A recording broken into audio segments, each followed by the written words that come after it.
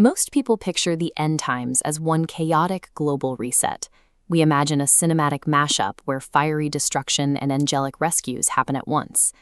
The biblical text reveals two distinct phases hidden behind two similar-sounding phrases, the day of Christ and the day of the Lord.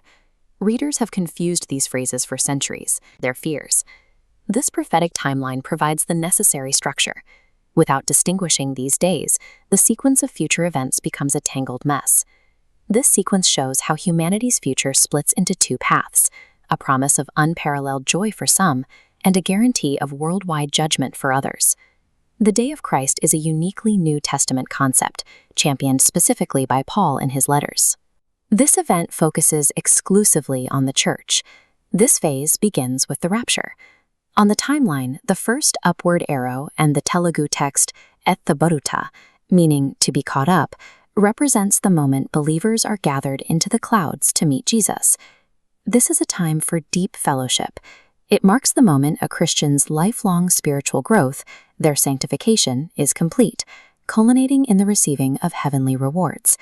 The faithful are then invited to the marriage supper of the Lamb, a massive celebratory banquet set in the heavens. The day of Christ is characterized entirely by hope, pure joy, and a triumphant celebration for the saints. This event centers on the faithful being rescued, gathered, and rewarded before the darkest chapter in human history begins. After that rescue, the timeline shifts drastically. The red block, marked with the Telugu text, Aid Anglis Remelu, represents a 7-year period of global transition and tribulation on earth. This period culminates in the Day of the Lord. Unlike the New Testament focus of the Day of Christ, this concept is rooted deep in ancient prophecies from Joel, Isaiah, and Amos. The core of this phase is the second coming. Jesus no longer acts as a rescuer waiting in the clouds. He descends directly to earth, leading a massive heavenly army. This is a period of severe reckoning. It brings cosmic judgment, pouring out divine wrath upon unrepentant nations, and decisively defeating the figure known as the man of sin. The Day of the Lord is God's direct intervention to finalize justice, humble human rebellion, and completely eradicate evil from the earth.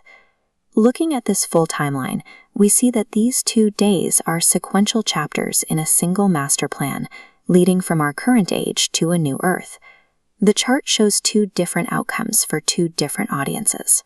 The upward arrow secures the faithful church, while the events following the red section describe the judgment of a rebellious world. Distinguishing between these 2 events provides a specific chronological perspective on biblical prophecy, replacing confusion with clarity. This distinction was Paul's primary message to the early church. Believers do not need to fear coming wrath, because their appointed destiny is deliverance. For the believer, the prophetic future is a blessed hope. It marks the day when earthly struggles finally end and eternal victory begins.